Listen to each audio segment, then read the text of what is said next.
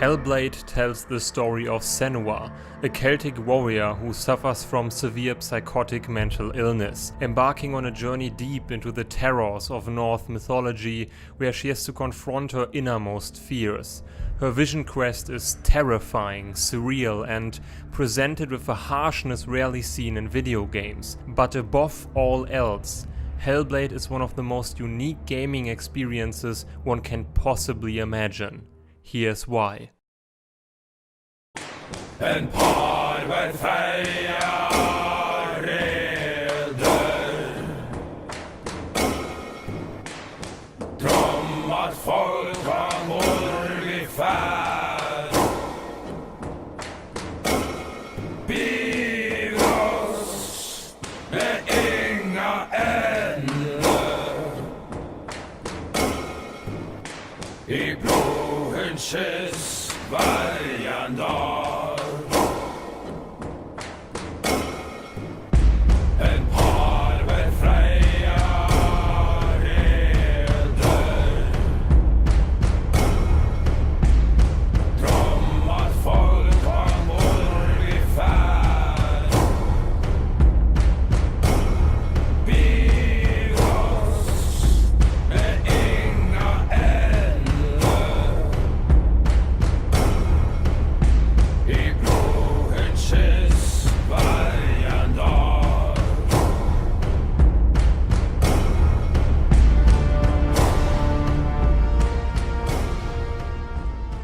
Ninja Theory strikes me as one of those developers who consistently deliver unique and high-quality games without ever receiving the financial success they deserve. At this point it seems like a curse.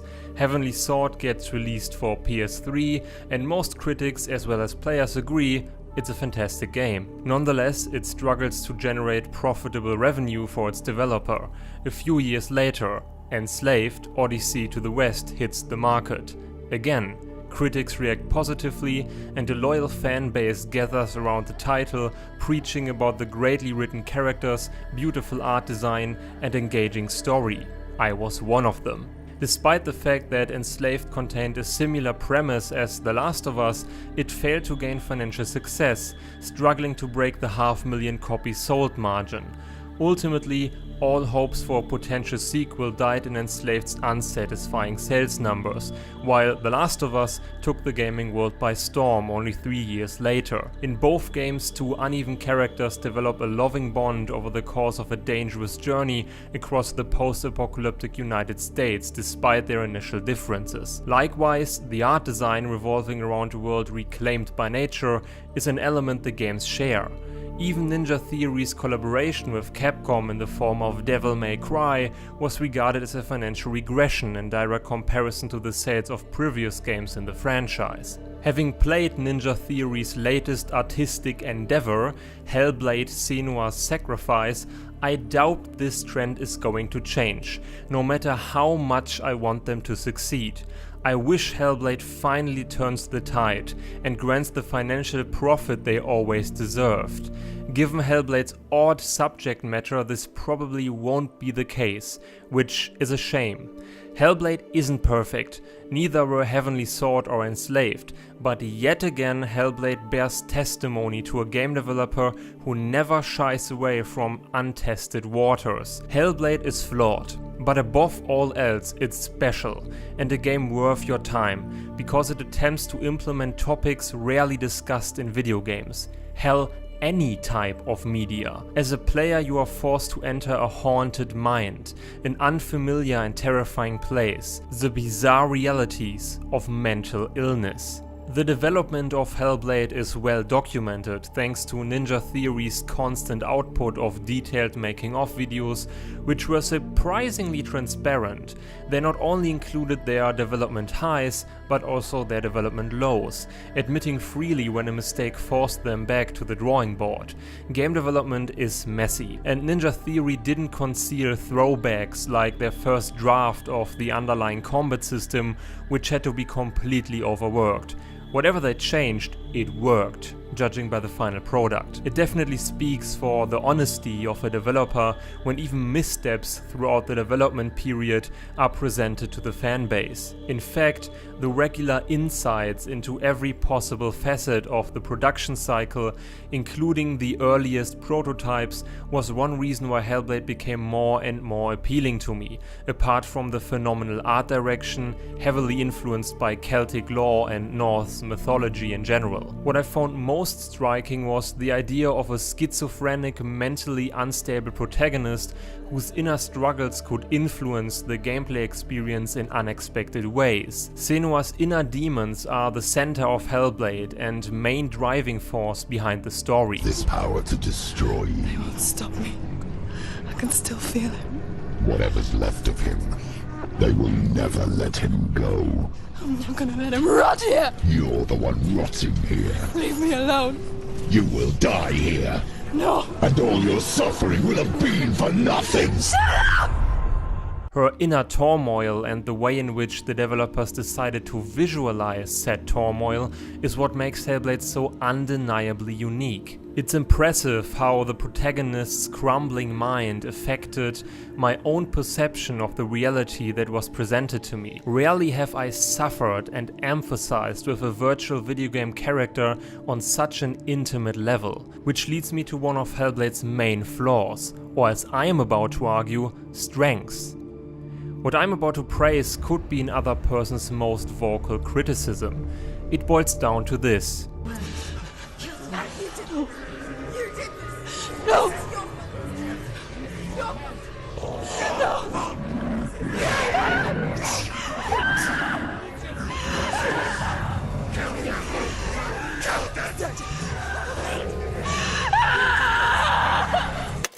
Hellblade isn't a fun game.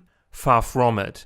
Hellblade wallows in desperation, bleakness and despair. The nightmarish imagery can rival the likes of Silent Hill and Bloodborne.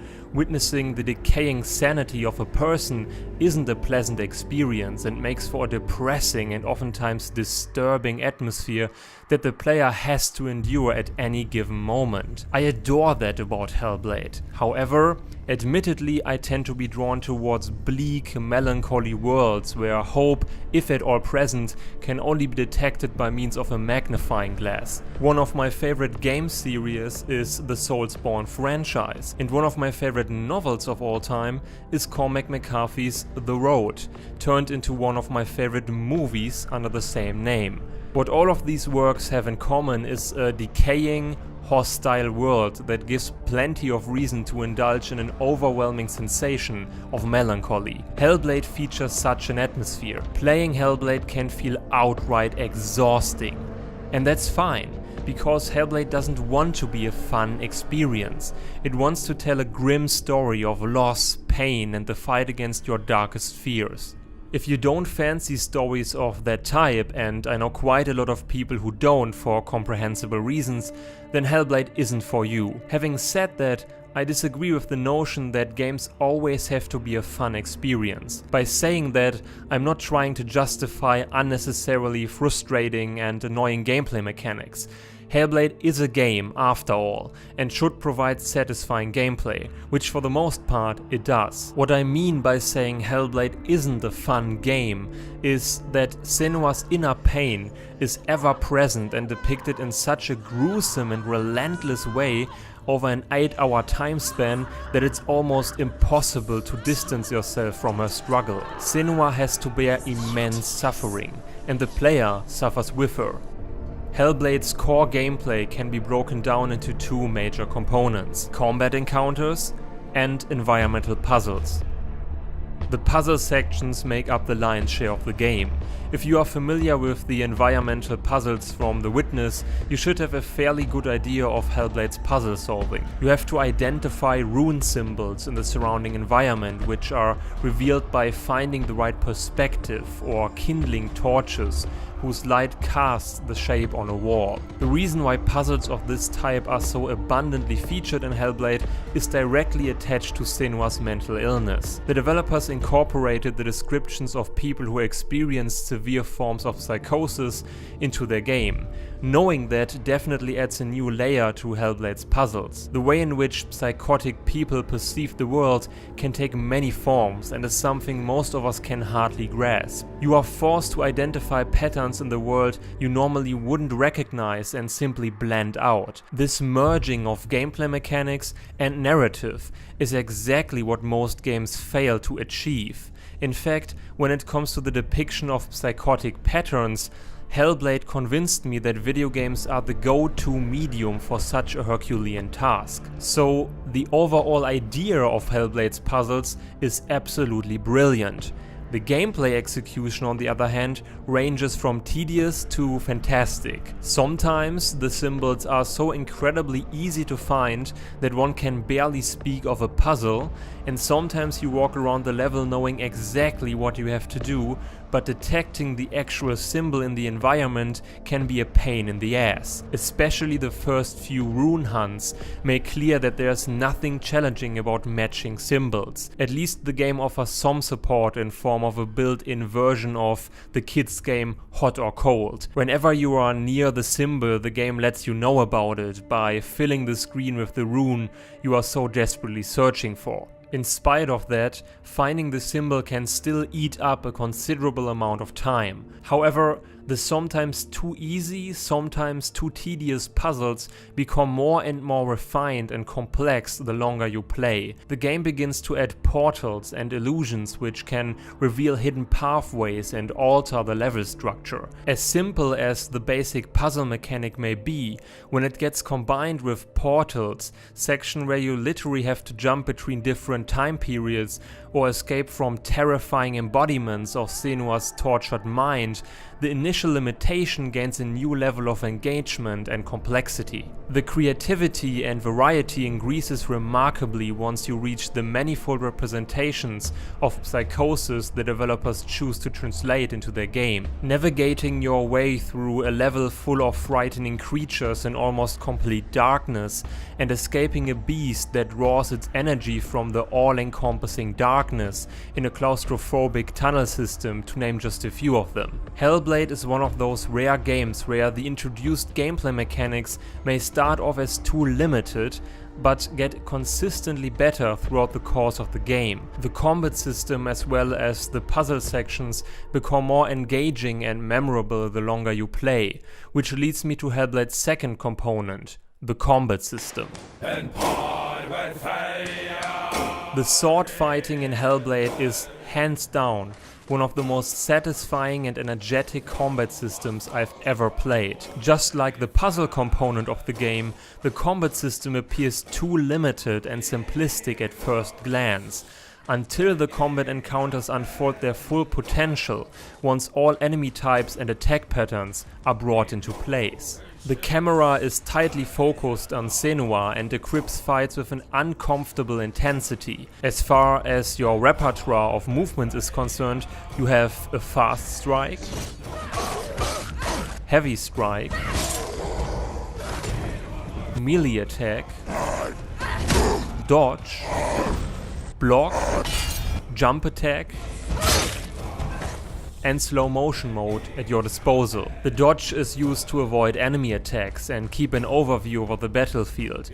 You can line up combos of heavy and fast attacks, kick open an opponent's shield cover, bridge greater distances by running towards an enemy for a devastating jump attack which can be combined with a heavy or fast strike, and charge up your focus by successful attacks, allowing you to slow down time for your enemies while you bombard them with sword strikes. Just like Dark Souls, the combat system is intuitive and satisfying, but also not particularly complex. The number of commands is quickly memorized. It's more about reading the individual attack patterns of specific enemies and planning carefully timed counterattacks instead of memorizing a large quantity of combos and attack stances. Unfortunately, Hellblade's combat inherits the same issues. Sometimes Hellblade seems to imitate the famous Dark Souls camera, which likes to block your vision by giving priority to random objects in the environment, and the lock-on function was more harmful than helpful at times. The game automatically targets the nearest enemy, in theory at least. I had to take the one or other unjustified hit because Senua plunged herself into the middle of an enemy crowd instead of attacking the one right in front of me. Despite a few minor flaws, once you mastered the ins and outs of Hellblade's combat system and have to stand your ground against the various warrior types, it rewards you with a frenzy of flash and steel that is heart-pounding to watch and play. Every battle is ferocious and feels like a hardly earned victory. All of this is perfected by fantastic animation work. The animations communicate a sense for the weight and force that lies behind a sword slash.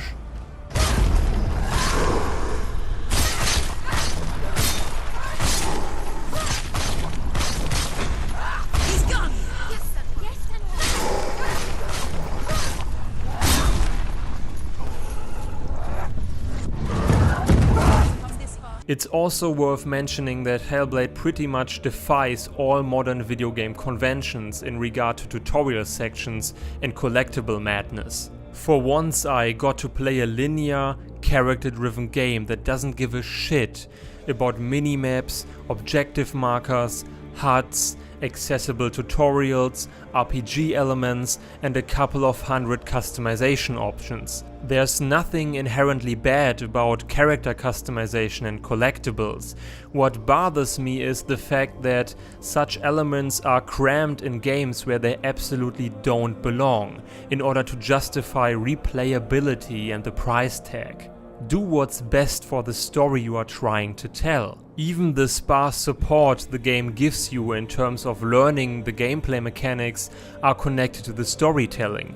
Instead of text messages, the voices in Senua's head warn you about potential attacks from behind and function as a more organic tutorial that is closely linked with the story. The developers had to make sure that the player would at least understand the basics and has some idea of what he has to do next. Senua's schizophrenia was utilized to do exactly that. Take Muspelheim, the Norse realm of fire, as an example. In order to walk through the wooden gates, you have to find an altar to make a fire sacrifice. Once you touch the runestone, the world around you is swallowed by flames. It's your task to memorize the path to the gate and reach it as quickly as possible. Most of the time the way towards the gate isn't complex at all, and when you keep running it's almost impossible to fail. Nonetheless, it's a mechanic the developers surely wanted the player to know. Believe it or not, game developers like it when people like you and me finish the game they've been working on for several years. Here's the conventional and clumsy way to pass on information to the player.